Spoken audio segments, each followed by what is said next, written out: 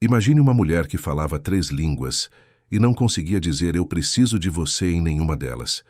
Imagine ela chegando num lugar onde a poeira gruda na roupa de linho, o cheiro de estrume compete com o de goiaba madura e as pessoas olham nos seus olhos sem pedir licença. Essa é a história de Poliana Negromont, 25 anos, noiva, rica, bonita do jeito que assusta, que foi passar 15 dias na fazenda dos pais, achando que ia sobreviver sem arranhão. A estrada de terra começou onde o asfalto desistiu.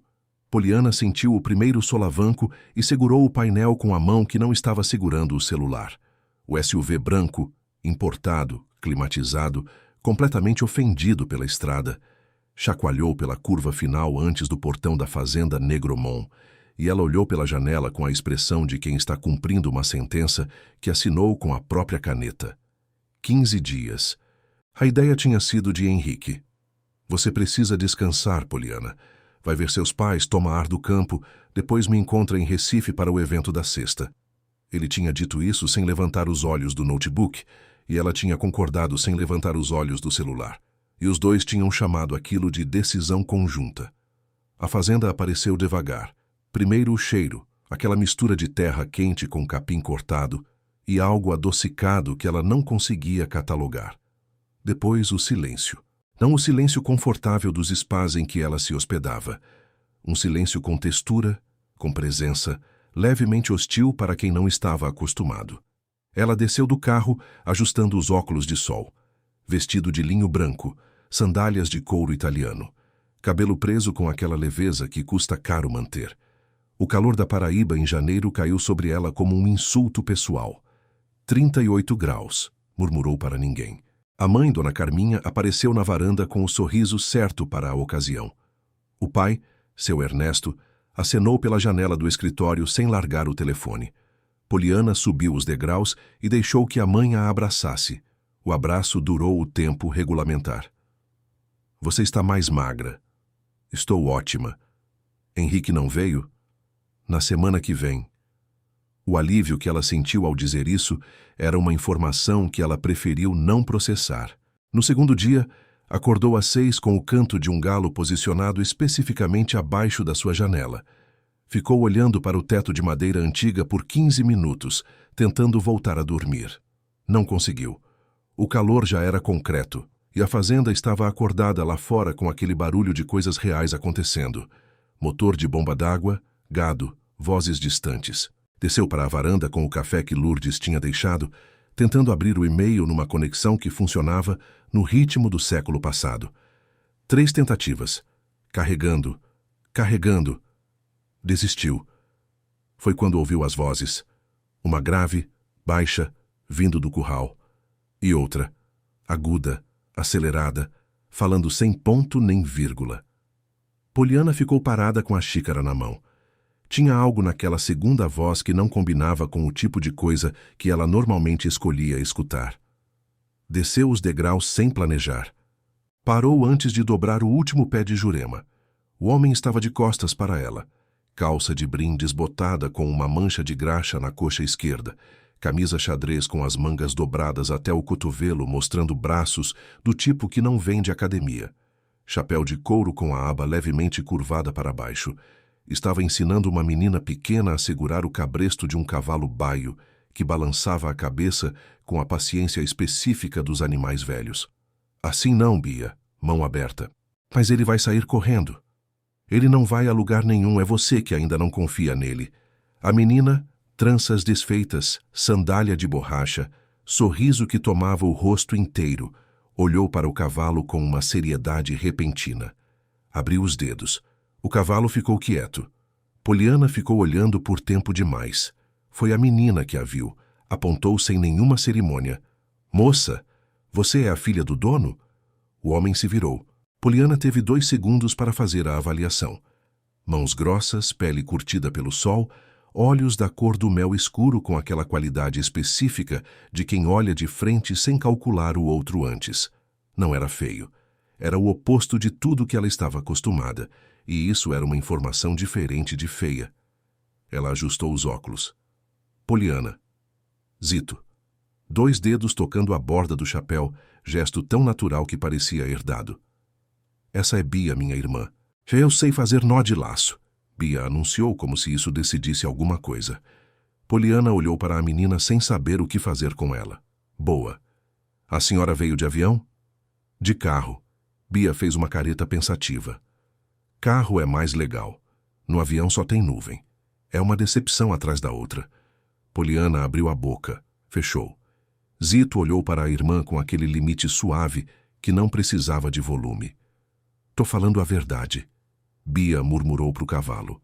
Ela soube a história de Zito pela tarde, sem perguntar diretamente, porque perguntar diretamente teria sido admitir que queria saber. Lourdes descascava a macaxeira com uma faca velha e contou enquanto o cabo batia no toco num ritmo constante que tornava a história mais pesada. O pai de Zito, seu Caetano, tinha trabalhado na fazenda Negromonte por 30 anos. Morreu de infarto numa madrugada quando Zito tinha 22 anos e Bia tinha 2. A mãe tinha ido antes. Febre, hospital sem recurso, história curta e cruel. Seu Ernesto tinha dado a Zito a casa de vaqueiro nos fundos da propriedade porque Zito era o melhor com os animais que ele já tinha visto. E seu Ernesto era homem que sabia o preço das coisas que tinham valor. Zito cuidava do gado, das cercas do pomar, conhecia cada palmo daquele chão com o corpo e criava Bia sozinho, com uma seriedade de pai e uma leveza de irmão que a menina transformava em combustível puro. Na feira de bananeiras, toda quinta-feira, ele vendia pamonha antes do sol esquentar. Levantava às 4, acendia o fogo, embrulhava cada um com o cuidado de quem não pode desperdiçar nada. Chegava em casa às 10, buscava Bia na escola às 11. Nunca faltou um dia, Lourdes disse batendo a faca no toco. Poliana ficou olhando pela janela sem responder. Havia algo nessa informação que a incomodava, e ela não estava disposta a examinar o porquê. O jantar da terceira noite foi a primeira colisão que ela não conseguiu desviar. Seu Ernesto tinha chamado Zito para discutir acerca do Pasto Norte, e Dona Carminha pôs a mesa para 4. Poliana viu isso e ficou em silêncio. Não era seu lugar dizer nada, e além disso não teria sabido o que dizer. Bia entrou na sala de jantar de sandálias limpas e cabelo molhado, obviamente penteada com o esmero torto de criança que se vira sozinha. Zito entrou depois dela, camisa limpa, chapéu na mão. Poliana observou as mãos de Zito. Mesmo limpos, os dedos carregavam o tipo de marcas que não saem, a pele endurecida, as juntas levemente grossas. Henrique tinha mãos de homem que nunca encostou num cabo de ferramenta. Ela nunca tinha notado isso antes. Notou agora e não soube bem o que fazer com a notícia. Zito esperou Bia sentar antes de sentar. Colocou o guardanapo no colo dela antes do próprio. Não tocou na comida antes que todos estivessem servidos. Ninguém pediu, ninguém esperava. Ele simplesmente não fez. Dona Carminha cumprimentou os dois com a cordialidade precisa de quem foi criada para ser educada com todos os tipos, sem nunca confundir as categorias. Foi Bia quem começou, sem saber que estava começando. Zito vende pamonha na feira também, sabia? Ela disse orgulhosa, como quem anuncia um prêmio. O silêncio veio rápido demais. Poliana ergueu os olhos quase automática. Te imagino, disse antes de pensar. É coerente. A palavra ficou no ar. Coerente, simples, pequena, educada o suficiente para não ser considerada ofensa, mas precisa o bastante para ser exatamente isso.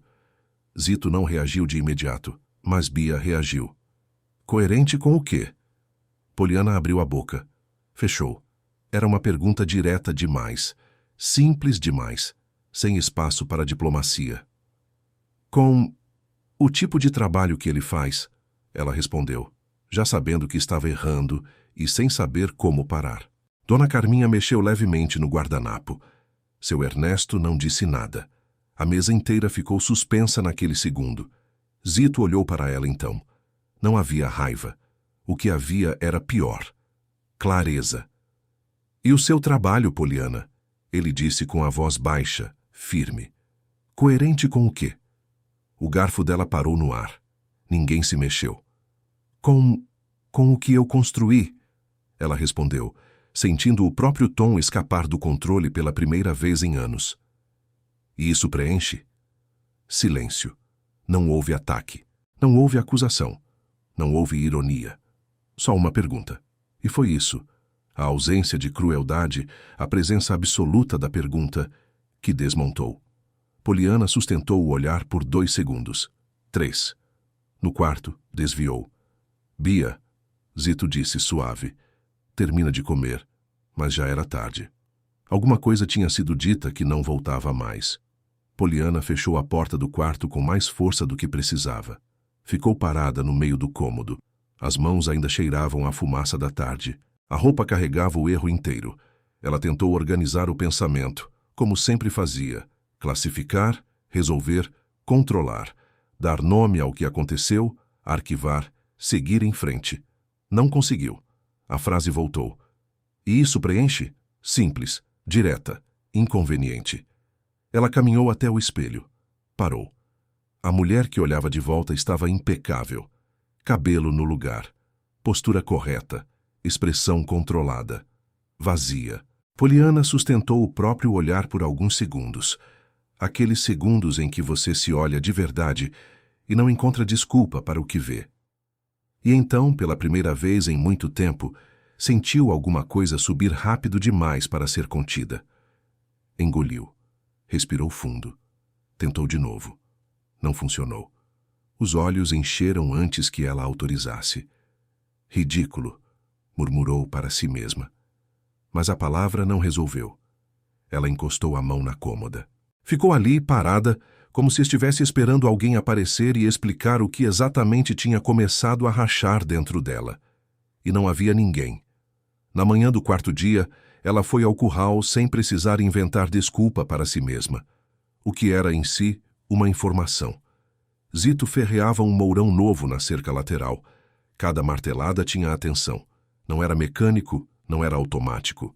Bia estava sentada num toco com um caderno sobrevivente de muitas aventuras. Língua para fora, multiplicação na frente. 8 vezes 7, Bia disse, sem levantar os olhos. 56, Poliana respondeu, antes de calcular que estava respondendo. Bia ergueu os olhos, avaliou.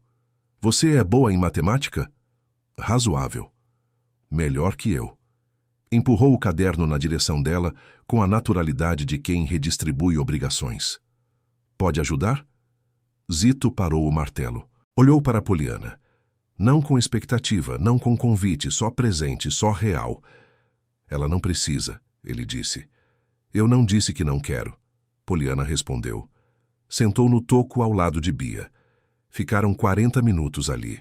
A menina fazia perguntas sem espaço para respirar entre elas, e Poliana foi respondendo. E em algum ponto, a matemática virou conversa sobre uma galinha que Bia estava tentando dar nome sem sucesso, e a conversa virou uma risada.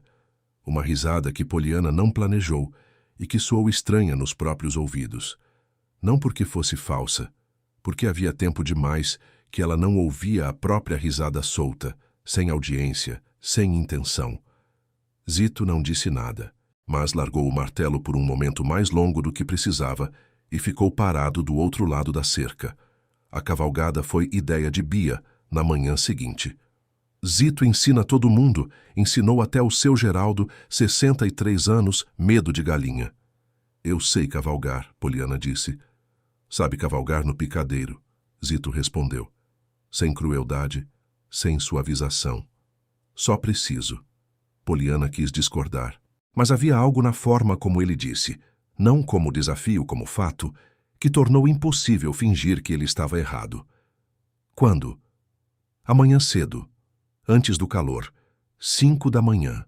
Aquele azul pré-amanhecer que parece o mundo antes de ser julgado. Zito tinha 2 cavalos prontos, o baio manso que Bia estava aprendendo e uma égua russa de nome Serena, mais alta, de olhos calmos com aquela inteligência animal que avalia antes de aceitar. Poliana montou com técnica, postura, calcanhar, rédea. Estava correto. Estava perfeito. Por 300 metros. Foi quando Serena decidiu que a trilha normal era sugestão, não obrigação, e tomou um atalho por terra fofa às margens do açude. Poliana puxou a rédea. Puxou de novo. A égua ignorou com a cortesia tranquila de quem tem mais experiência na situação. Solta a mão. A voz de Zito veio de trás, sem urgência. Estou segurando. É por isso.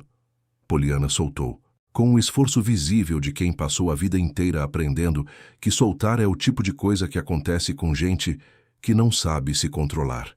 Serena parou. Ficou parada como se esperasse. E então, sem que ninguém pedisse, sem que Poliana entendesse, algo desceu dos ombros dela. Uma tensão que estava ali faz tanto tempo que ela havia chamado de postura. Agora, Zito disse. A égua caminhou. Era diferente. Não era Poliana mandando. Era as duas indo no mesmo sentido. Chegaram à beira do açude, onde o sol ainda não tinha chegado, e a água tinha aquela cor de chumbo pré-manã que é quase uma oração. Poliana ficou parada, olhando. Como você aprendeu isso? Ela perguntou, e a pergunta era maior do que parecia. Zito demorou. O silêncio dele não era vazio, era o de quem quer dar a resposta certa. Aprendi com os animais. Animal forçado vai embora quando pode. Animal que escolhe fica. Poliana não olhou para ele, mas ficou com a frase instalada no peito o dia inteiro, como uma música que você não pediu para aprender, mas já sabe de cor. Naquela tarde, a ideia de Dona Carminha produziu uma pequena catástrofe. Poliana vai ajudar no fogão hoje, tradição da fazenda. Lourdes, que ouviu da cozinha, ficou quieta com a sabedoria das pessoas que sabem quando não contestar. O problema era que Poliana nunca tinha cozinhado de verdade na vida. O convento tinha cozinha coletiva, Paris tinha entrega. O apartamento em Recife tinha Iara, que chegava às 6 e ia embora às 3, deixando tudo pronto, sem que as duas precisassem se cruzar. A missão era baião de 2, feijão verde, queijo coalho, charque, farinha. Lourdes foi saindo com desculpas de buscar coisas, e Poliana ficou sozinha diante do fogão a lenha, com as instruções no celular e a consciência crescente de que havia uma distância enorme entre saber o nome de um prato e saber fazê-lo. Bia apareceu na janela da cozinha como se tivesse sido convocada por algum radar específico para situações potencialmente interessantes. Você sabe o que está fazendo? Estou seguindo a receita. A receita mandou colocar sal agora? Poliana olhou para a tela. Espera. Eu sabia. Bia. Tô aqui só observando.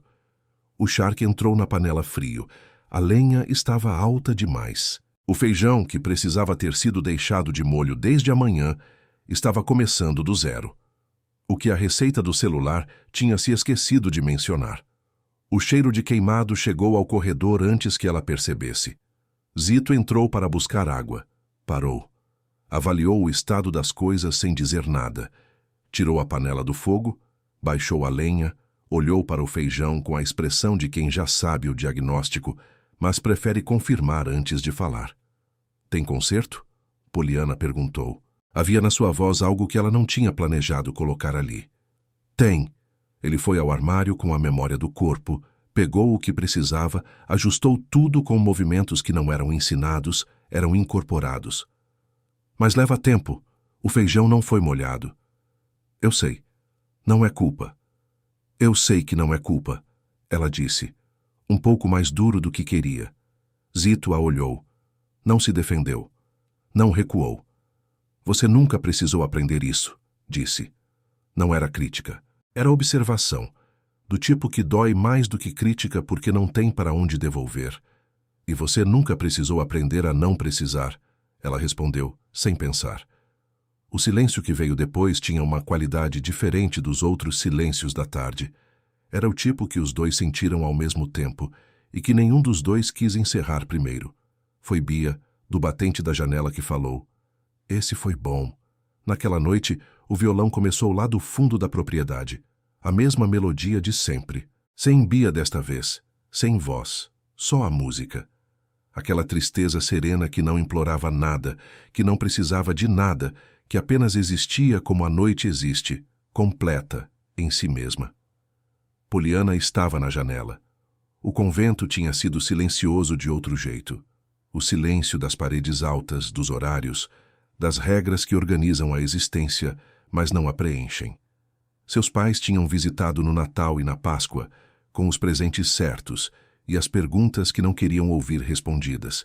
Ela tinha aprendido a ser competente em tudo e a precisar de nada, porque precisar em ambientes onde ninguém sabe suprir é um tipo de dor que se aprende a evitar antes de aprender a andar. Zito e Bia eram o oposto exato disso. Dois, sem quase nada, que tinham feito das sobras uma casa.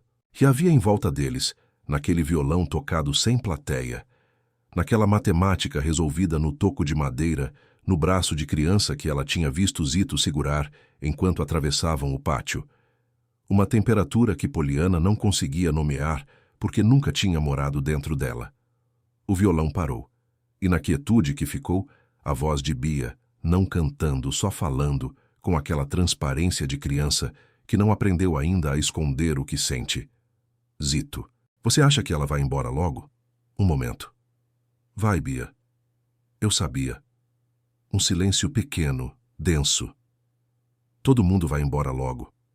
Poliana fechou os olhos. Ficou com aquela frase na garganta, onde as coisas ficam quando não tem forma de sair. O que ninguém sabia, nem Poliana, nem a própria Bia, era que aquela melodia era a mesma que a mãe deles cantava antes de Bia nascer, que Zito a tocava toda noite, em todo lugar onde tinha vivido, porque era a única coisa que ele tinha conseguido trazer de volta do dia em que tudo acabou. E quando Poliana descobrisse isso, alguma coisa que ela mantinha fechada há 25 anos ia rachar, não aos poucos, não com aviso, de uma vez. Na sexta-feira, o carro chegou mais cedo do que ela esperava. O barulho dos pneus na estrada de terra não avisou, anunciou. Poliana viu pela janela. SUV preto, limpo demais para aquele lugar. Henrique. Desceu antes que pensasse. Quando chegou à varanda, ele já estava lá. Óculos escuros, camisa clara passada, aquele ar de quem entra em qualquer lugar como se já fosse dono. Olhou ao redor uma vez. Duas. A fazenda devolveu o olhar sem se intimidar. Parou em Zito. Do outro lado do pátio, Zito estava apoiado na cerca lateral, chapéu inclinado. Bia encostada nele com os braços cruzados. Os dois conversando com aquela tranquilidade de quem não deve nada a ninguém. Henrique tirou os óculos devagar. Voltou para Poliana. Então é aqui que você está, disse. Não como pergunta, como avaliação. Henrique. Eu imaginei muita coisa, ele interrompeu, guardando os óculos no bolso com aquele gesto lento de quem quer que o outro perceba que está sendo cuidadoso, mas não isso. O olhar voltou para Zito, demorado, frio, do tipo que classifica sem esforço e arquiva sem apelação. Você está andando com um funcionário agora? O ar mudou. Não foi só silêncio. Foi tensão com peso, com temperatura, com a qualidade específica dos momentos que não voltam atrás. Zito não se moveu. Bia segurou a mão dele sem perceber que tinha segurado. Poliana sentiu alguma coisa subir, rápida, quente, diferente de tudo que ela vinha evitando sentir há dias, diferente de tudo que ela estava acostumada a sentir no peito. Não era vergonha, não era medo, era outra coisa. Não fala assim, ela disse, baixo, mas claro.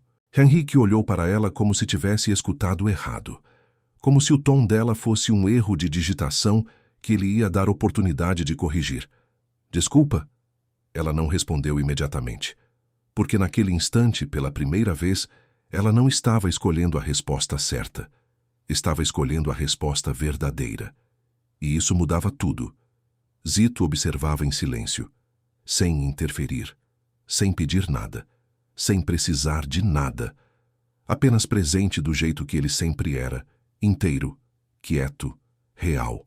Poliana olhou para um, depois para o outro, e entendeu, com uma clareza que chegou de uma vez, sem aviso, sem misericórdia, que aquela escolha não ia esperar ela estar pronta. Henrique, ela disse finalmente. A voz estava estranha, mais firme do que ela esperava. Você não entende nada. Silêncio. Henrique riu.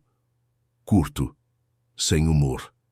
O tipo de riso que não é riso é aviso. Então me explica. Poliana abriu a boca. E não saiu nada, porque pela primeira vez na vida, ela não sabia mais qual versão de si mesma estava prestes a defender. A que tinha chegado naquela fazenda 5 dias atrás, organizada, controlada, preenchida de coisas que não preenchem, ou a que estava começando a aparecer entre a poeira, o fogão queimado, a matemática no toco de madeira e uma frase sobre animais que escolhem ficar. E isso era o começo do problema. Não o fim. Henrique dormiu no quarto de hóspedes. Não porque alguém pediu. Porque ele chegou, avaliou a casa com aquele olhar de engenheiro que precifica antes de habitar. E disse que ia precisar de espaço para trabalhar de manhã. Poliana disse tudo bem. A forma como ela disse, sem decepção, sem alívio, com uma neutralidade que era quase clínica, deveria ter sido uma informação importante para os dois. Não foi. Ela acordou antes do galo com aquela sensação de ter dormido sobre uma pergunta que não queria responder. Do lado de fora, a fazenda já estava acordada. Motor de bomba. Gado movendo. E lá no fundo, tão longe que ela quase podia fingir que estava imaginando. O barulho de um fogo sendo acendido na casa de vaqueiro, às 4 da manhã, antes do sol, antes de qualquer coisa. A pamonha não faz a si mesma. Ela ficou na cama mais um tempo sem saber por que aquele pensamento doía. O café da manhã foi a primeira batalha do dia, e o campo de batalha era a mesa. Henrique desceu de camisa social com as mangas dobradas. Aquele casual que levava tempo demais para parecer casual. Cumprimentou Dona Carminha com o aperto de mão firme de quem sabe que vai herdar algo um dia. E sentou à cabeceira sem que ninguém tivesse determinado que aquele era o lugar dele. Seu Ernesto observou. Não disse nada. Poliana sentou do lado oposto e tomou o café olhando pela janela. Quantos hectares são ao total? Henrique perguntou ao pai dela, com o tom de quem está fazendo uma pergunta de negócio. 42. Potencial para expansão? Não é esse o objetivo. Henrique assentiu com o tipo de concordância que não concorda. Apenas registra para uso posterior. Seu Ernesto voltou para o café. A mesa ficou quieta por um momento, com aquele silêncio de pessoas que ainda estão se medindo. Foi quando Bia apareceu. Entrou pela porta da cozinha com um pedaço de cuscuz na mão e os cabelos ainda com o amasso do travesseiro. O pé descalço com uma mancha de terra na sola, cruzando a sala com a velocidade de quem tem um destino e não quer ser interceptada. Bom dia, ela disse, para a mesa inteira de passagem. Henrique a acompanhou com os olhos. 1 segundo, 2. Quem é essa criança? Ele perguntou baixo para Poliana. Bia, irmã do Zito. Ela mora aqui? Nos fundos. Ele observou a menina atravessando a sala com o cuscuz, o cabelo desalinhado, o pé descalço sujo de terra. Entendo. O tom não era neutro. Era classificação. Ela ajuda ou só fica por aqui? Ele completou, agora sem baixar tanto a voz. A colher de Dona Carminha bateu leve no prato. Bia parou no meio do caminho. Virou devagar. Eu ajudo, ela respondeu, firme demais para a idade. Eu sei vender, sei contar troco e sei fazer café. Silêncio. Henrique inclinou levemente a cabeça. Que ótimo! Mas não sorriu. Poliana sentiu o estômago contrair. Não era o que ele disse. Era como disse. Como quem elogia algo pequeno demais para merecer elogio real, com aquela condescendência que se veste de educação e fere mais do que o insulto direto. Bia olhou para Poliana por um segundo, e Poliana não disse nada. Esse não dizer nada ia custar mais tarde. Ela já sentia o preço chegando. Zito apareceu às 8 para conversar com seu Ernesto sobre o cercado do Pasto Norte. Bateu na porta da varanda, chapéu na mão, com aquela postura que não era subserviência nem desafio. Era só a postura natural de quem respeita, sem precisar se diminuir. Henrique estava na varanda com o notebook no colo. Os dois se olharam. Não houve cumprimento da parte de Henrique. Houve o tipo de silêncio que é um cumprimento ao contrário. O silêncio que diz, eu sei quem você é, e isso já é tudo que preciso saber. Zito entrou sem esperar aprovação. Poliana, que via tudo da janela da sala, foi para fora. Ficou parada na beira da varanda, enquanto seu Ernesto e Zito conversavam sobre o cercado. Zito falava com precisão. Não usava termos que não sabia. Não tentava impressionar. Quando não sabia algo, dizia que ia verificar. Cada palavra custava alguma coisa. Henrique do Canto continuou no notebook, até fechar o computador com uma calma calculada e dizer: tem uma empresa em Campina Grande que faz esse serviço mais rápido e provavelmente melhor. Silêncio. Zito faz desde sempre, seu Ernesto respondeu. Henrique assentiu, mas dessa vez não recuou. Eu imagino. Mas experiência não substitui eficiência. Agora ele olhou direto para Zito, sem disfarçar. Principalmente quando o padrão é limitado. O ar pesou com o tipo de peso que não se dissipa rápido. Zito não respondeu, mas apertou o chapéu na mão com mais força. E isso disse mais do que qualquer palavra. Poliana olhou para Henrique, para o canto da boca dele, levemente satisfeito como quem acabou de confirmar uma hipótese. Aquele canto da boca que ela conhecia há 1 ano e que nunca tinha incomodado antes. Incomodou agora, profundamente. Foi Bia quem salvou o almoço de ser um desastre silencioso. A menina entrou com o entusiasmo de quem não recebeu o comunicado de que a mesa tinha temperatura emocional perigosa. Sentou, olhou para Henrique com a curiosidade direta de criança e perguntou: Você trabalha com o quê? Empresas. Que tipo? Várias. Mas você faz o quê dentro das empresas? Gestão.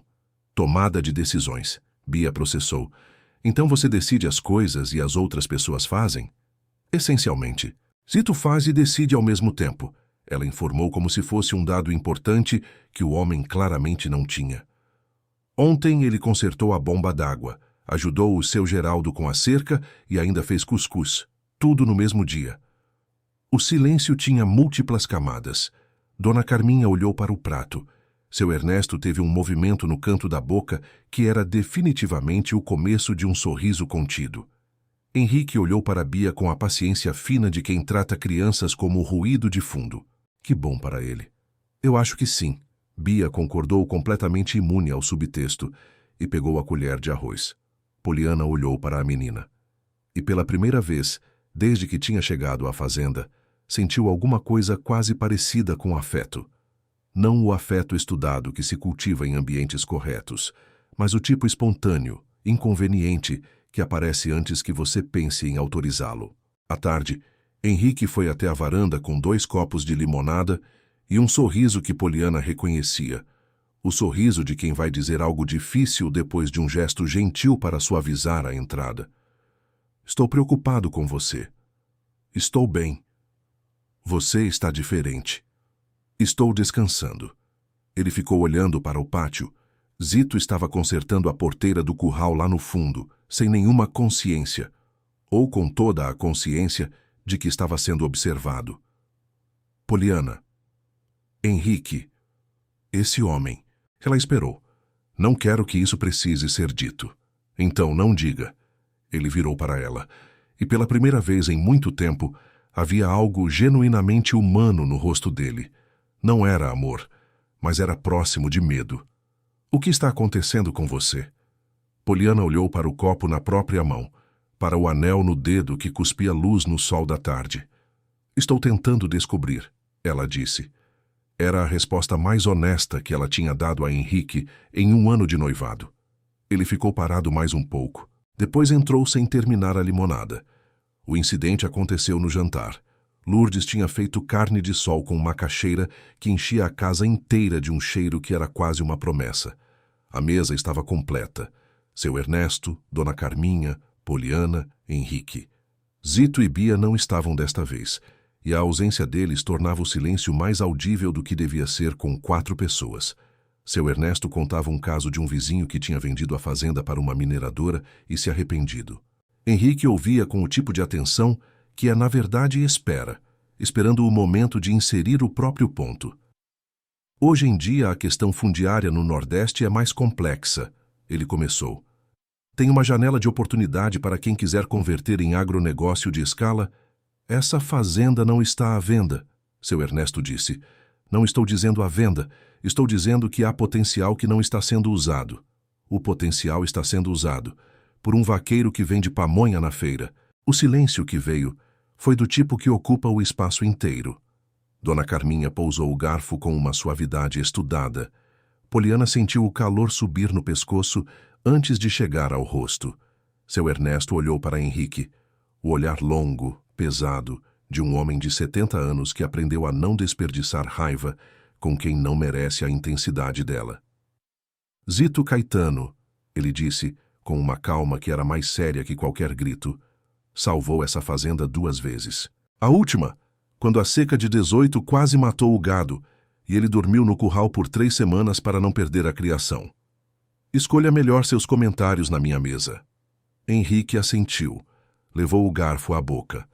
Poliana olhou para o próprio prato e descobriu que não conseguia mais comer, mas não disse nada. E aquele silêncio dela, aquele não dizer nada, ficou na garganta como uma coisa que vai ter que sair de outro jeito, mais tarde, quando não der mais para engolir. Foi nessa mesma noite, 2 horas depois do jantar, que seu Ernesto engasgou. Estavam na sala, Dona Carminha com o bordado, seu Ernesto com o jornal dobrado no colo, Poliana tentando ler algo no celular sem conseguir fixar os olhos em nada. Henrique tinha ido dormir cedo com a desculpa de uma call às 6 da manhã. O engasgo veio sem aviso. Seu Ernesto tossiu uma vez. O jornal caiu do colo. Tossiu de novo, mais fundo, mais preso, com aquele som que não é tosse, é bloqueio. A mão foi instintivamente para a garganta. Ernesto. Dona Carminha levantou. Poliana levantou junto e parou. As duas ficaram paradas. 2, 3 segundos que foram longos como minutos, olhando para seu Ernesto, que estava de pé, as mãos na garganta, a cor do rosto mudando para aquele cinza que não é saudável. Os olhos arregalados com o medo que não tem como fingir. Poliana sabia primeiros socorros. Tinha feito o curso no internato, anos atrás, na obrigatoriedade de um currículo que preparava para tudo. Idiomas, etiqueta, primeiros socorros, instrumentos musicais, todos os vernizes de uma vida bem construída. Mas o curso era uma sala com manequim e instrutor, e nada dependendo disso. Isso era o pai. Isso era real. E o abismo entre saber e conseguir fazer era exatamente do tamanho do pânico que subia no peito dela agora. "Sai, pai", ela disse, e a própria voz saiu pequena demais, do tamanho errado para a situação. Dona Carminha chamou por Lourdes. Lourdes não respondeu. Seu Ernesto tentou falar. Não saiu nada. Só ar. E o ar não estava passando direito. Poliana deu um passo. Parou. Deu outro passo. Ficou com as mãos no ar sem saber onde colocar, porque ela sabia os movimentos. Ela sabia a teoria, mas as mãos tremiam e o pai estava ali na frente com os olhos pedindo ajuda e ela estava congelada com o conhecimento inútil de quem treinou para isso e na hora não encontra o próprio corpo. "Eu sei o que fazer", ela disse mais para si mesma. Mas saber não é a mesma coisa que conseguir quando é o seu pai que está morrendo na sua frente. E não fez nada. Dona Carminha começou a chamar mais alto. A porta da varanda abriu. Zito entrou. Tinha passado pelo pátio por alguma razão que nenhum deles ia saber depois. E em menos de 1 segundo avaliou a sala inteira, a postura de seu Ernesto, a cor do rosto, as mãos na garganta. A cena já estava lida antes que alguém dissesse uma palavra. Atravessou a sala em 4 passos. Ficou atrás de seu Ernesto, posicionou os braços com a exatidão de quem sabe o que está fazendo, não com hesitação, não com dúvida, com a certeza específica de quem age porque é a coisa a ser feita. Fechou as mãos abaixo do diafragma. Pressionou. 1 vez. Seu Ernesto engasgou mais fundo. O rosto ficou vermelho escuro, as veias do pescoço marcadas, os olhos com aquele brilho úmido e desesperado que Poliana nunca tinha visto no pai e que não ia conseguir esquecer. Dona Carminha agarrou a beirada da poltrona com as 2 mãos e fechou os olhos. Não para não ver, mas do jeito que as pessoas fecham os olhos quando estão pedindo alguma coisa que não tem como pedir em voz alta. Poliana deu um passo para frente instintivamente. Parou de novo. Inútil. As mãos ainda no ar. De novo. A pressão. O som. O silêncio da sala inteira segurando a respiração junto com o homem que não conseguia respirar. De novo. Na terceira pressão, O pedaço de carne saiu. Seu Ernesto tossiu com força. Uma tosse que era quase um choro, o tipo que vem quando o corpo inteiro expele de uma vez o que estava bloqueado. Dobrou levemente, agarrou a poltrona, respirou. Respirou de novo. A cor foi voltando ao rosto como maré enchendo devagar, verificando cada espaço. A sala ficou quieta. Zito manteve a mão no ombro de seu Ernesto, firme, esperando a respiração se normalizar por completo. Não disse nada. Havia nada a dizer que fosse mais do que aquela mão no ombro. Obrigado, seu Ernesto disse com a voz rouca. Zito assentiu uma vez, deu um passo atrás. Dona Carminha disse obrigado também, as mãos ainda levemente trêmulas enquanto ia buscar água. Lourdes chegou correndo da cozinha, tarde demais, e a sala voltou ao movimento. Vozes, atenção a seu Ernesto, a normalidade ruidosa que se instala depois do susto para cobrir o que aconteceu. Zito passou por Poliana na direção da saída. Parou. Olhou para ela por um segundo. Apenas um segundo. Mas com aquela qualidade de olhar que não mente, que vê antes de julgar e julga sem crueldade. Ele não disse nada. Não precisou. Ela já sabia o que ele tinha visto. A filha que congelou enquanto o pai morria. A mulher que sabia a teoria e não encontrou as mãos na hora. Zito saiu. A porta fechou. E Poliana ficou parada com aquele segundo de olhar instalado no peito como uma faca que ela mesma tinha colocado ali. Henrique desceu 10 minutos depois. Tinha ouvido a movimentação. Ficou na entrada da sala, avaliou a situação com os olhos rápidos de quem processa tudo em termos de implicação e perguntou. O que aconteceu? Dona Carminha explicou. Henrique ouviu. Assentiu. Ficou em silêncio por 2 segundos que ele achava que eram de respeito. Bom que tinha alguém por perto, disse, e foi buscar água na cozinha. Poliana ficou olhando para o espaço onde ele tinha estado. Bom que tinha alguém por perto. 6 palavras. Neutras. Completamente corretas do ponto de vista de quem aprendeu a responder situações sem nunca entrar nelas de verdade. Ela foi para o quarto. Fechou a porta. Ficou parada no espelho com as mãos abertas na frente do rosto. As mesmas mãos que tinham ficado no ar. Ela as abaixou devagar. Olhou para o próprio reflexo. A mulher que olhava de volta estava impecável. Cabelo no lugar. Postura correta. Expressão controlada. Vazia. Ela encostou as mãos no rosto. Respirou. Tentou controlar. Não conseguiu. Eu sabia o que fazer. Sussurrou para o espelho, quase sem voz. A imagem devolveu uma mulher arrumada, intocável, inútil. Eu sabia, repetiu. E dessa vez, a voz quebrou. Uma lágrima caiu, rápida, quase irritada por existir. Ela limpou imediatamente com o dorso da mão, como se chorar fosse um erro técnico que precisava ser corrigido antes que alguém visse.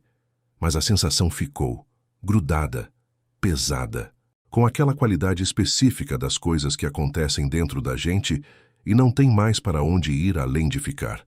Na manhã seguinte, a feira de bananeiras, ideia de Dona Carminha. Um passeio, algo para fazer com o dia. Poliana foi porque não havia razão plausível para não ir. Bia foi porque era quinta-feira. Zito foi porque era quinta-feira e a pamonha não esperava. O arranjo ficou claro só quando chegaram. Henrique viu a barraca de Zito antes de entender o que estava vendo. Uma mesa simples com um toldo de lona, o fogo baixo, as pamonhas embrulhadas em palha, com aquele cheiro que toma a rua de uma forma que não tem como ignorar. Uma fila pequena, mas constante. Bia atrás do balcão com o avental torto e a seriedade de vendedora que era claramente uma imitação do irmão, errada em todos os detalhes, certa no espírito. Henrique parou na calçada oposta, olhou por um momento, virou para Poliana. É isso que você tem defendido a semana inteira. Eu não estou defendendo nada. Está sim. Ele apontou com o queixo sem nem olhar direto. Uma barraca de pamonha. Agora mais baixo, mais perigoso. Você saiu de Paris para isso, Poliana? Ela congelou.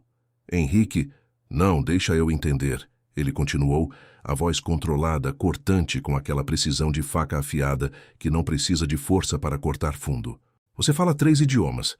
estudou nos melhores lugares, tem um futuro construído com as mãos.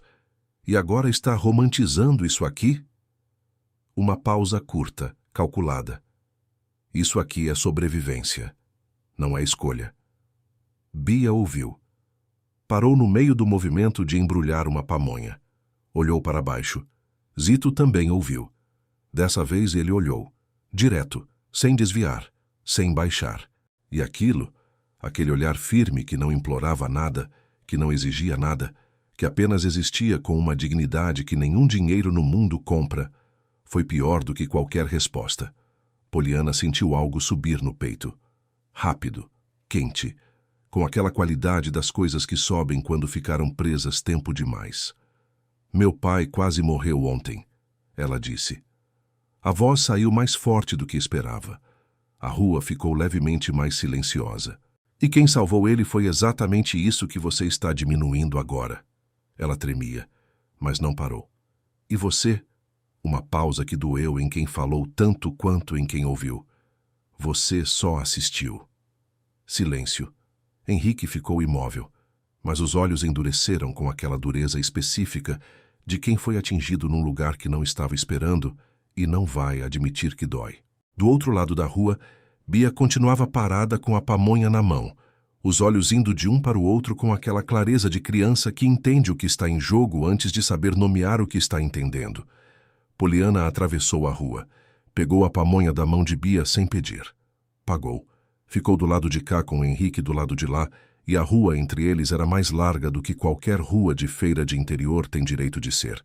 Voltaram para a fazenda no fim da tarde com o sol laranja e as sombras longas. Henrique não falou no carro. Poliana também não. O jantar foi silencioso, do jeito que os jantares ficam depois que certas coisas são ditas e não podem ser guardadas de volta. Depois, Henrique pediu para conversar. Foram para a varanda. O céu estava cheio de estrelas com aquela generosidade de interior que a cidade esqueceu que existe. Bonito demais para o que precisava ser dito. Estou voltando amanhã cedo, ele disse. Tudo bem. Não é tudo bem. Pela segunda vez naquela semana, havia algo genuinamente humano na voz dele. Olha para mim, ela olhou. Você está me perdendo. Não era pergunta. Era a enunciação cuidadosa de uma percepção que ele tinha chegado a contra a vontade. Poliana ficou com a frase. A parte difícil não era o que ele estava dizendo. A parte difícil era que ela estava esperando sentir dor, ou medo, ou aquele instinto de salvar o que está rachando. E não sentiu nenhuma das três coisas. Sentiu clareza. E clareza, naquele momento, era a coisa mais assustadora que ela podia sentir. Henrique ficou parado por alguns segundos e então disse, com aquela voz plana que ela agora reconhecia como a voz que ele usava quando estava mais machucado do que ia admitir. Então termine isso agora. Se é isso que você quer dizer, diz logo. O ar parou. E Poliana, que nunca tinha sido capaz de dizer uma coisa verdadeira que machucasse alguém, que tinha passado a vida inteira encontrando a versão diplomaticamente correta de cada palavra difícil, ficou em silêncio por 2 segundos. 3. E no 4º segundo não procurou a versão correta. Eu não sinto mais nada por você. Henrique não respondeu na hora. Só ficou olhando, como se estivesse tentando encontrar ali a mulher que ele achava que conhecia. E não encontrou. A frase saiu limpa, sem tremor, sem volta. Henrique não reagiu na hora. Só piscou. Uma vez. Como se o corpo estivesse atrasado em relação ao impacto. Tem certeza? Ele perguntou baixo. Tenho. E isso começou aqui? Ele insistiu. E havia na pergunta algo que não era só acusação. Era a tentativa legítima de entender como uma coisa que ele achava que tinha chegou a não ter sem que ele percebesse. Ela não respondeu, e o silêncio respondeu por ela. Henrique ficou olhando para ela por um longo momento. Depois riu, curto, sem humor, com aquela qualidade de quem finalmente entendeu uma piada que não tem graça nenhuma. Impressionante. E então ele disse, olhando direto nos olhos dela, com a clareza brutal de quem não tem mais nada a perder por ser honesto. Espero que ele valha o que você está jogando fora e espero que você encontre o que está procurando. Mas não conte comigo se der errado. Poliana sustentou o olhar. Não respondeu, mas dessa vez não desviou. Henrique ficou parado mais um segundo. Depois entrou. A porta fechou com um clique suave que era mais definitivo que qualquer portada.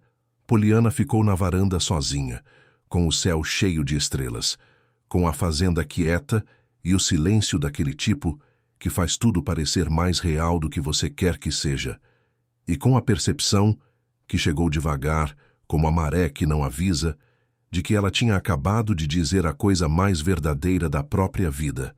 E que verdade e coragem são palavras que parecem bonitas de longe e pesam muito quando você as carrega com o próprio nome.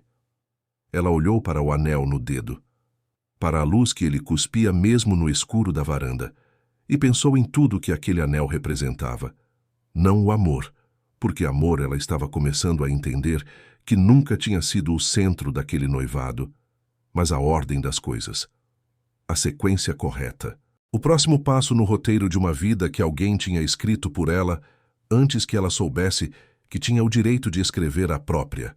Lá no fundo da fazenda, nenhum violão. Silêncio. E naquele silêncio, a pergunta que ela sabia que ia ter que responder em algum momento, não para Henrique, não para a família, não para ninguém lá fora, para si mesma. Você está fugindo de uma coisa errada, ou chegando em alguma coisa verdadeira, porque as duas têm o mesmo rosto no começo, e só o tempo, ou a coragem de parar de correr e ficar parada o suficiente para sentir, revela a diferença. Poliana ficou na varanda com o anel no dedo e aquela pergunta no peito por um longo tempo, sem responder. Porque algumas respostas, quando vêm, não podem mais ser desfeitas. E ela ainda não tinha certeza se estava pronta para ser a pessoa que essa resposta ia exigir que ela fosse. Henrique saiu antes do amanhecer, e pela primeira vez em um ano, Poliana não teve vontade de pedir que ele ficasse. Ouviu o carro na estrada de terra com aquele barulho de pneus que anuncia mais do que anuncia, e ficou deitada sem se mexer, olhando para o teto escuro do quarto. Não foi até a janela. Sabia que, se fosse, correria o risco de ver a própria vida indo embora naquela estrada. O anel tinha ficado na gaveta desde aquela noite. Depois que Henrique não o pegou, depois que a porta fechou e ela ficou no corredor com a mão aberta e o anel no centro da palma como uma pergunta sem destinatário, ela tinha voltado para o quarto, aberto a gaveta e colocado ali sem cerimônia, não com raiva, não com drama. Com o gesto quieto de quem finalmente encontra o lugar certo para uma coisa que estava no lugar errado faz muito tempo. Ele tinha ido, e o que deveria ter sido perda chegou com uma leveza que assustou. Ficou na cama até o sol entrar pela fresta da janela e a fazenda começar seu barulho de sempre. Motor, gado, vozes distantes, o cheiro de café chegando do corredor. Tudo igual. Como se nada tivesse mudado. Mas ela sabia que tinha. Desceu para o café com o anel guardado na gaveta da cômoda. Não sabia o que ia fazer com ele. Não era hora de saber. Era hora de apenas existir naquele dia, sem a armadura que ela tinha usado por um ano inteiro, como resposta para perguntas que nunca tinha feito de verdade. Dona Carminha estava na cozinha com Lourdes, as costas para a porta. Nenhuma das duas disse nada sobre Henrique. Nenhuma precisou. Ela foi até o curral às 8 da manhã, com a desculpa do passeio que não precisava de desculpa. Zito estava ferreando o mourão na cerca lateral. O mesmo serviço do dia em que ela tinha ido pela primeira vez sem admitir que estava indo. O martelo batia no ritmo de sempre, com aquela atenção que ele dava para tudo o que fazia, como se cada coisa merecesse ser feita inteira. Bia não estava. Tinha ido parar a escola. Poliana ficou parada a uns metros dele por alguns segundos antes de falar. Zito. Ele virou. Olhou para ela com aquele olhar que avaliava sem julgar, mas havia algo diferente. Uma contenção nova. Um passo atrás que não era físico. Bom dia, ele disse. Educado. Correto. Distante de um jeito que ela não tinha sentido antes. Henrique foi embora. Eu sei. Queria conversar, ela disse. Poliana. Ele virou o martelo na mão devagar, olhando para o mourão. Não precisa. Preciso. Não. Agora ele olhou para ela de frente, com aquela clareza que às vezes doía mais do que conflito. Você passou por muita coisa essa semana.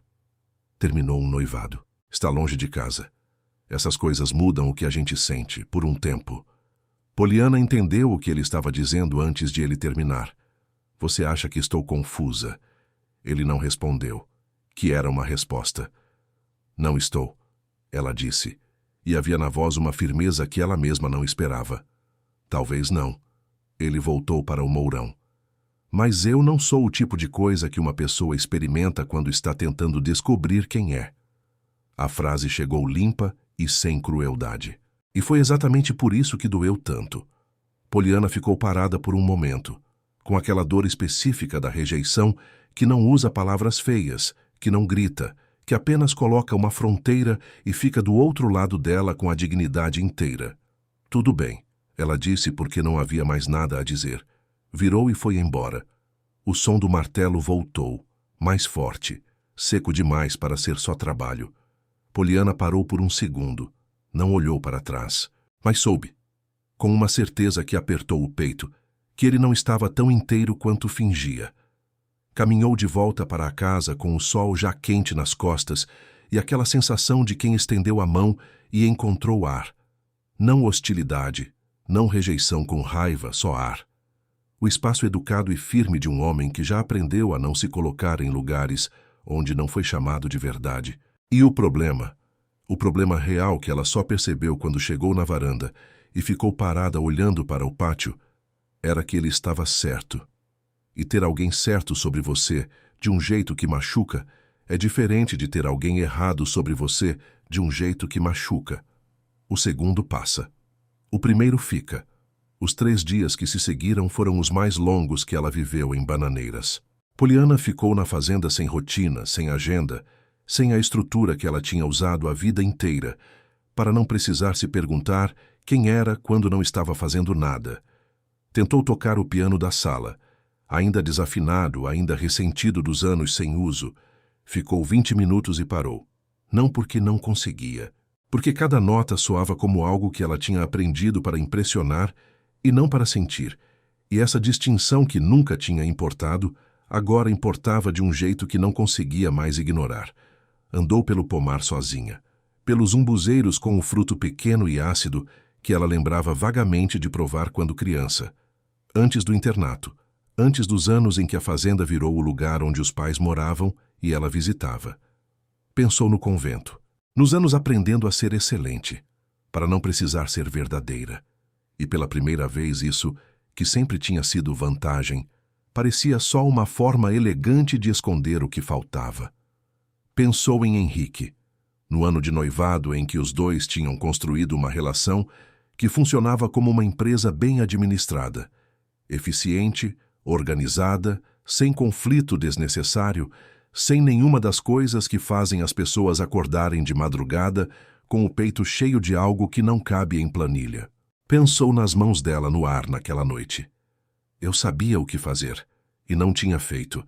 E no segundo dia, sentada na sombra de um umbuzeiro com as joelhas dobradas e o chão de terra debaixo, Poliana Negromont, que falava 3 línguas, tocava violino, tinha estudado em Paris e era, por todos os critérios que ela tinha aprendido a usar, uma mulher de sucesso, chegou à conclusão de que não sabia absolutamente nada sobre como ser real.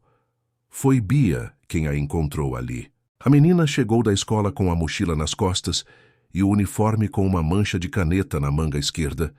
Percorreu o pomar com a naturalidade de quem conhece cada palmo do espaço e parou quando viu Poliana debaixo do umbuzeiro. Ficou parada por um segundo. Depois foi sentar ao lado dela sem pedir licença com a mochila ainda nas costas, o joelho encostando no joelho de Poliana. Ficaram em silêncio por um tempo.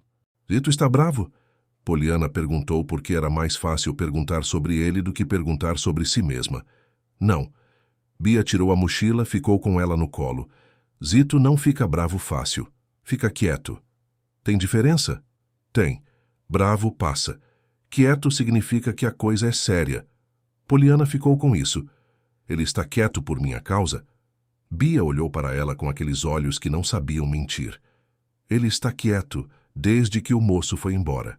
Achei que ele fosse ficar mais feliz, a menina continuou, com aquela honestidade cirúrgica que só as crianças têm antes de aprender que certas verdades machucam. Mas fica mais quieto quando fica feliz com alguma coisa que acha que não pode ter. Poliana ficou olhando para o horizonte de caatinga que o pomar enquadrava. Aquele verde cinza ocre que ela tinha achado feio quando chegou e que agora parecia ter uma beleza específica, do tipo que não grita, que espera você parar de procurar outra coisa para ser visto. Bia, ela disse devagar. Você tem medo de quê? A menina não hesitou. De todo mundo ir embora. Simples, direta.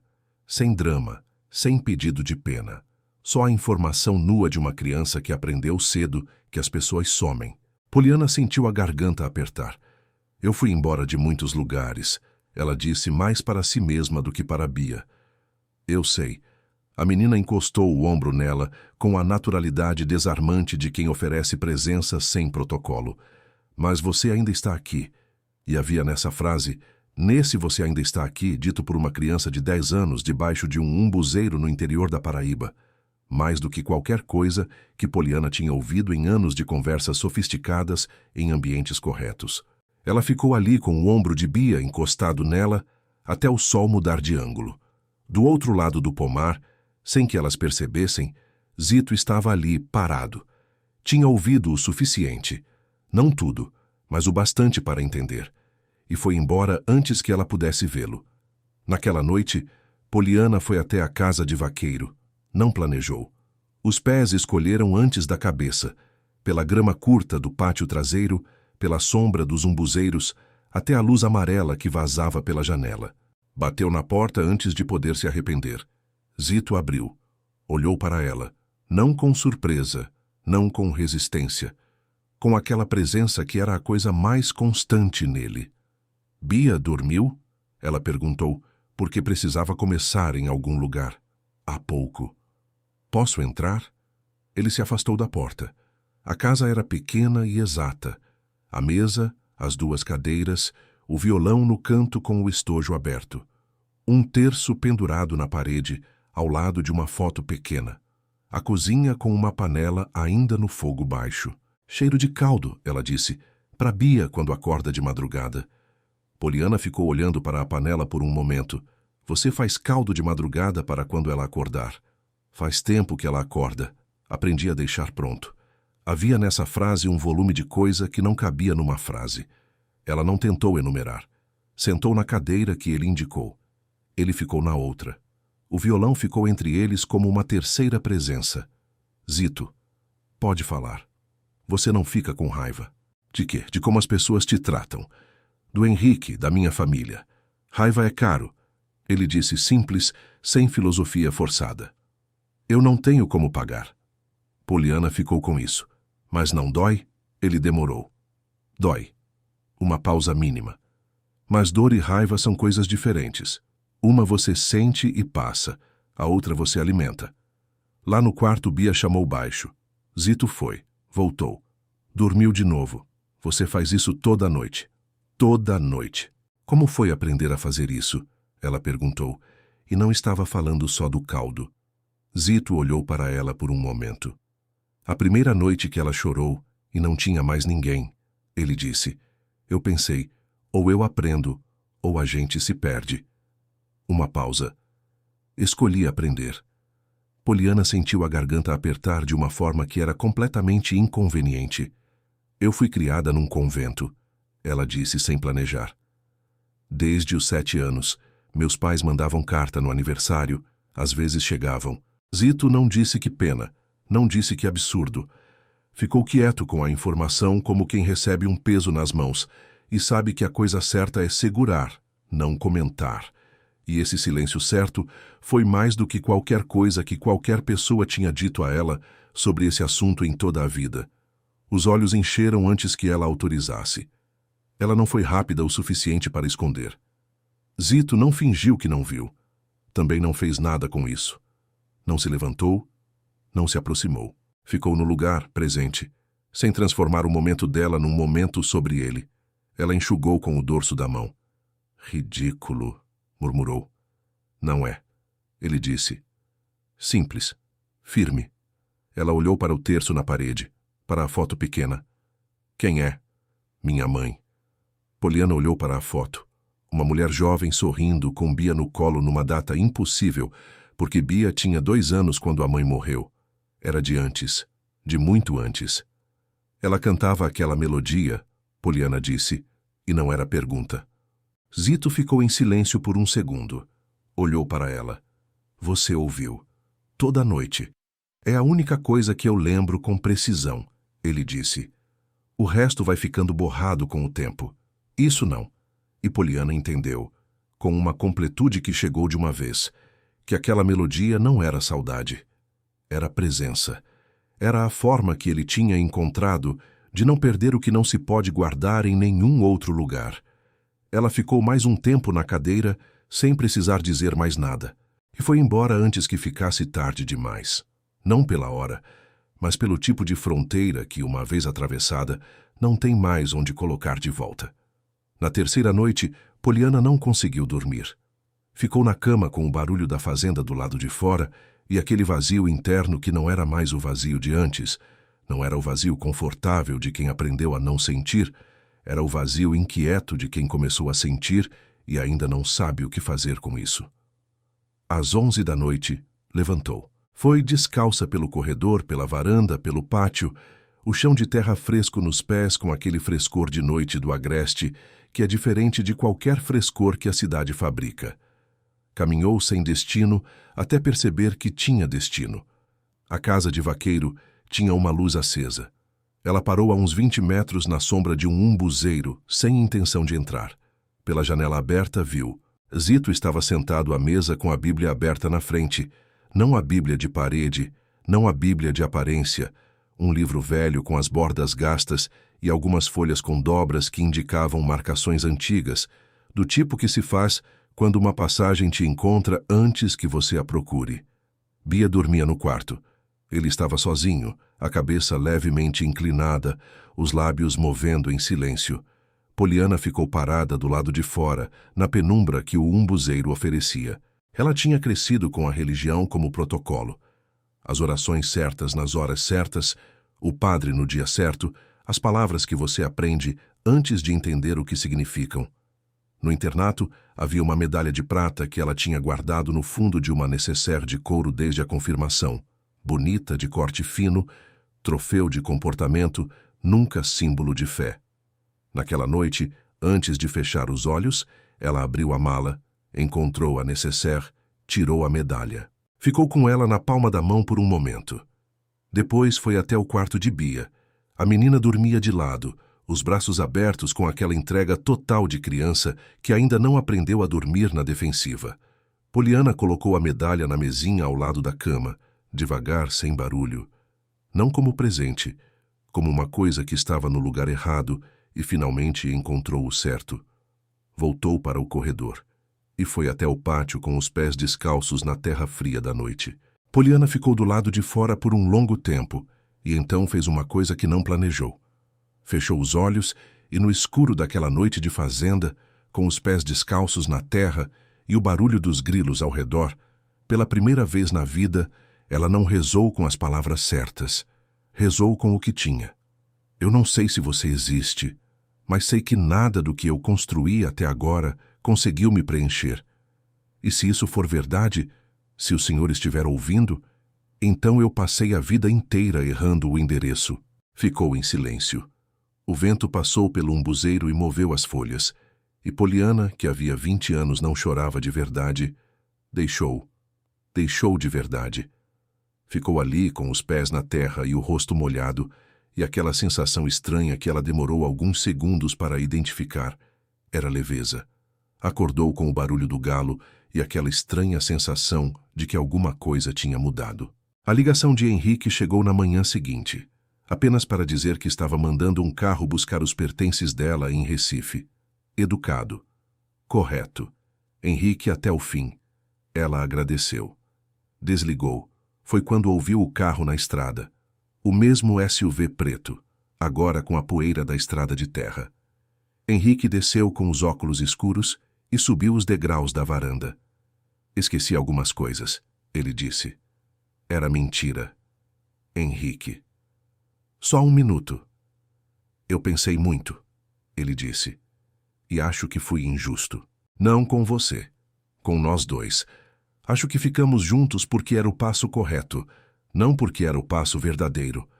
Mas eu precisava vir dizer pessoalmente que não te guardo rancor. Ele parou.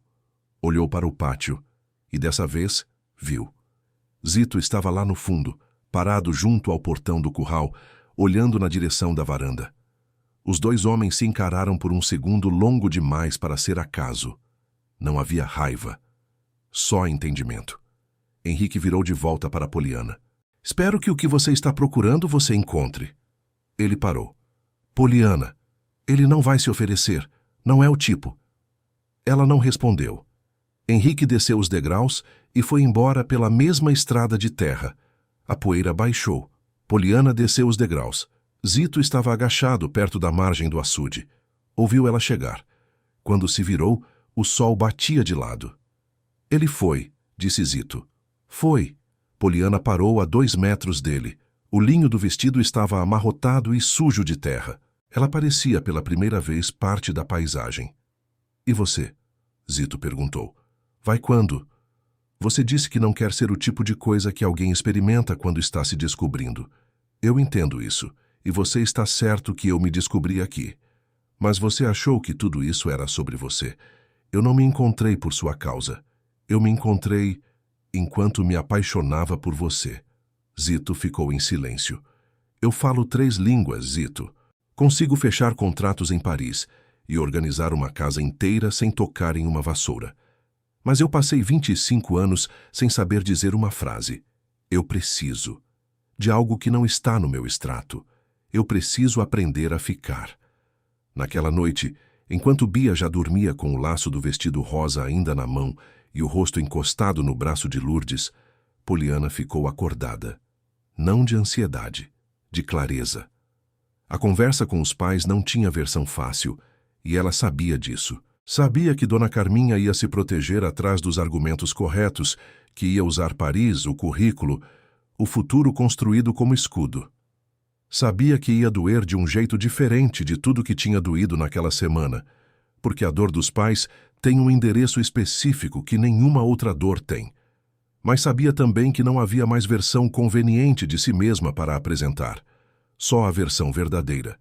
E essa, por mais que custasse, ela não estava disposta a esconder de novo. Escolheu a manhã de uma quinta-feira comum, porque não havia momento certo, então qualquer momento servia, e sentou à mesa do café com os pais como se fosse um dia normal. Eu preciso falar com vocês. Henrique e eu terminamos de verdade. É definitivo. O que vocês não sabem ainda é o resto. Zito. Dona Carminha ficou imóvel.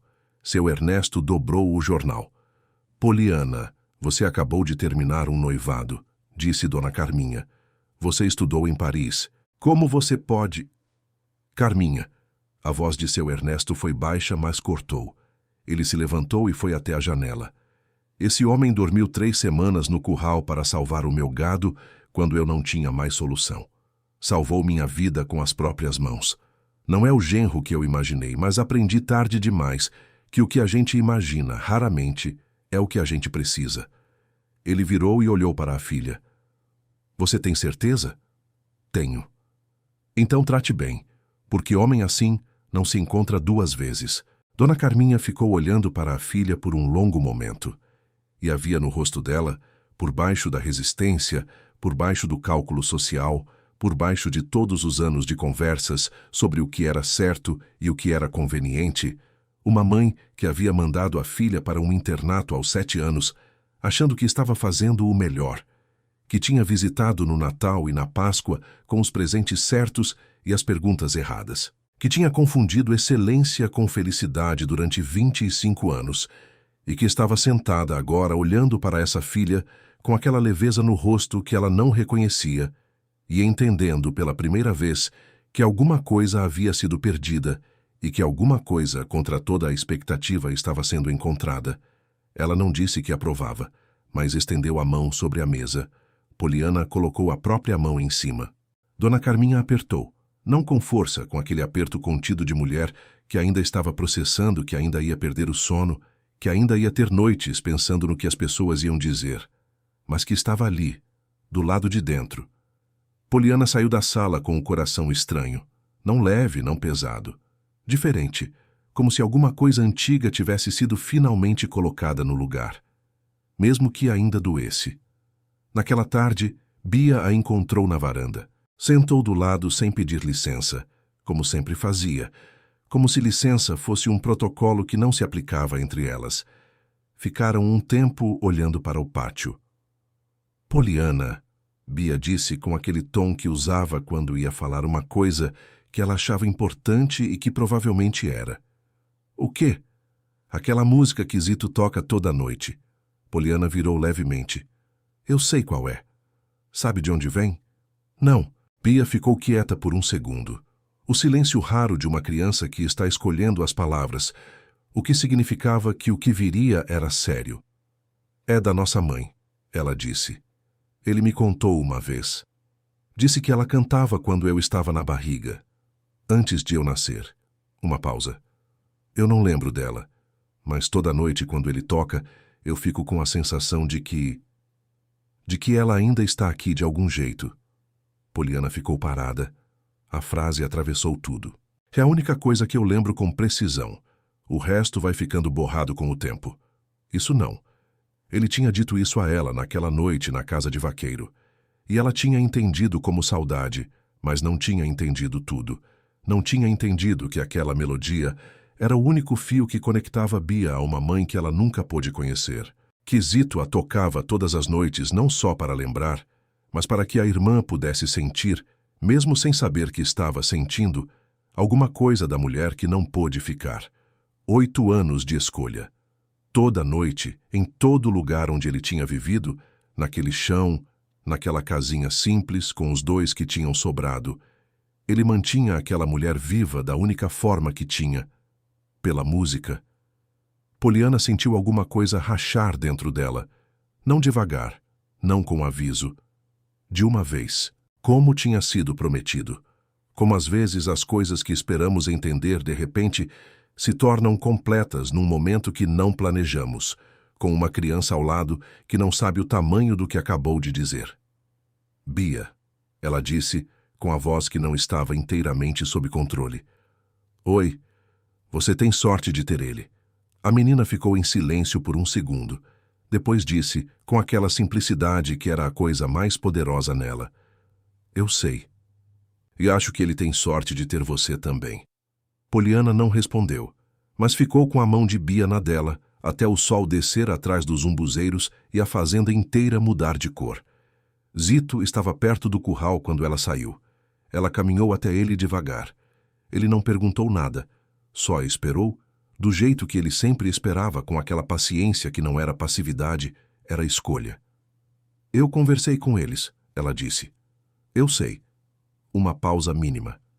Bia ouviu parte e me contou o resto. Poliana quase riu. Ela não retém nada. Não. Havia no tom dele aquele brilho específico que aparecia quando ele falava da irmã. É uma das melhores coisas nela. Ficaram em silêncio por um momento. O sol já estava baixo, tingindo o pátio de um dourado quieto, que fazia tudo parecer mais simples do que era e mais real do que parecia. Você ainda pode ir embora, Zito disse, sem olhar diretamente para ela. Não era pressão. Era a última honestidade que ele tinha para oferecer. A honestidade de quem quer que a pessoa ao lado escolha de verdade, não por impulso, não por falta de opção. Poliana respirou fundo. Eu sei. Silêncio. O vento passou entre os 2. Então por que ficou? Ele perguntou agora olhando. Ela sustentou o olhar, não com força, com decisão. Porque dessa vez eu escolhi.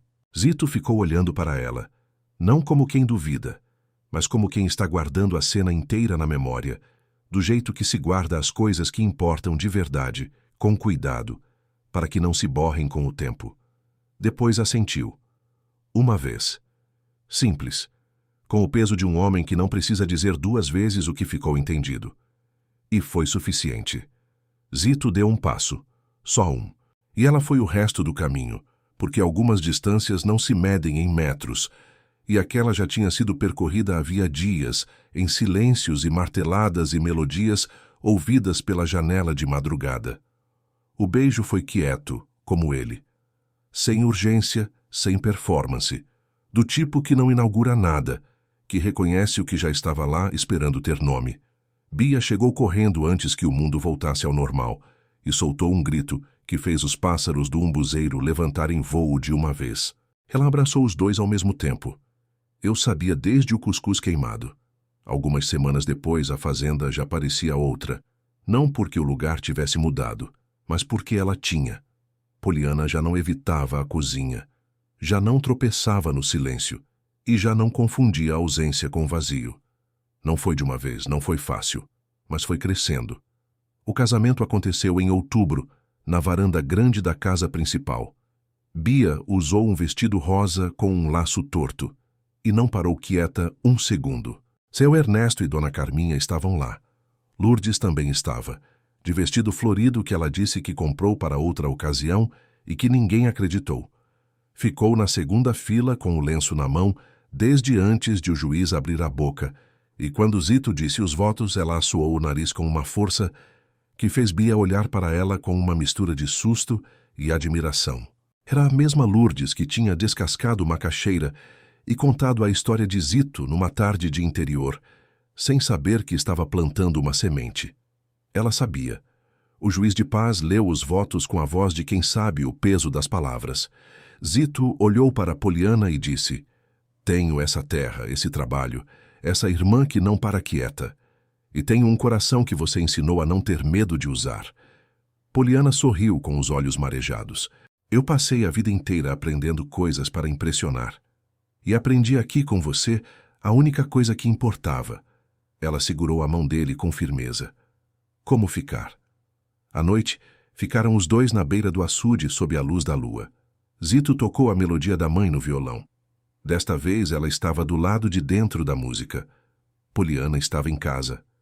Não a casa que você nasce, mas a casa que você escolhe. Mesmo quando você tenta ir embora, ela não deixa você se perder de novo.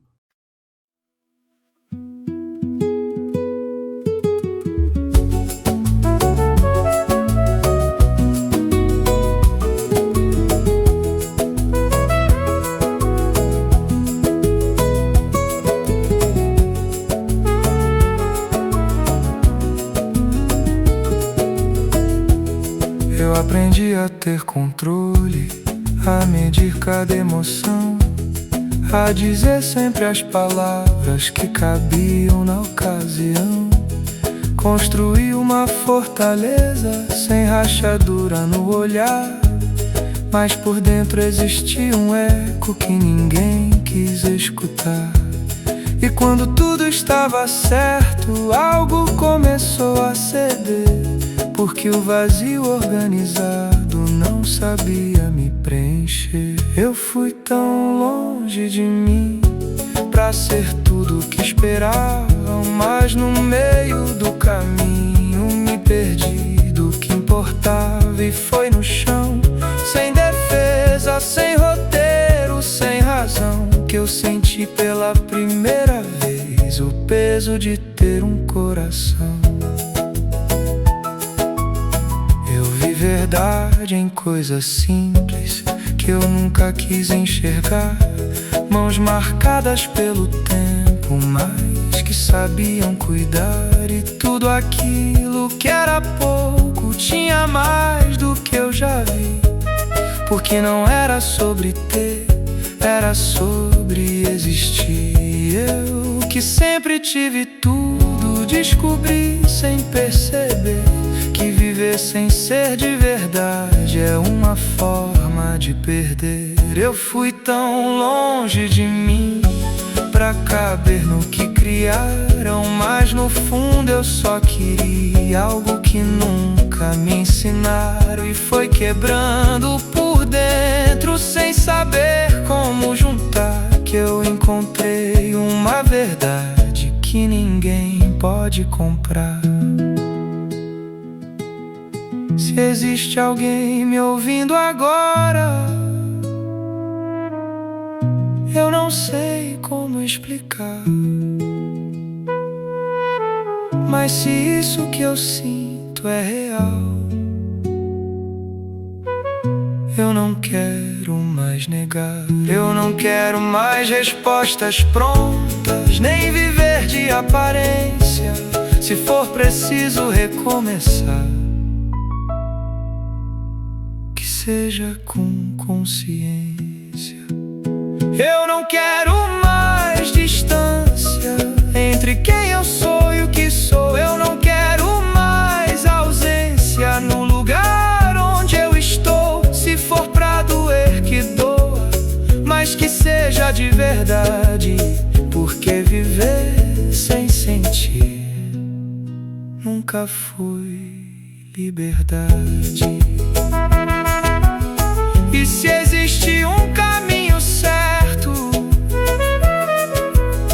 eu não sei onde ele está,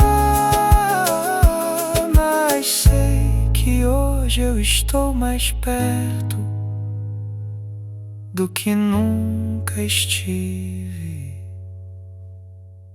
de me encontrar.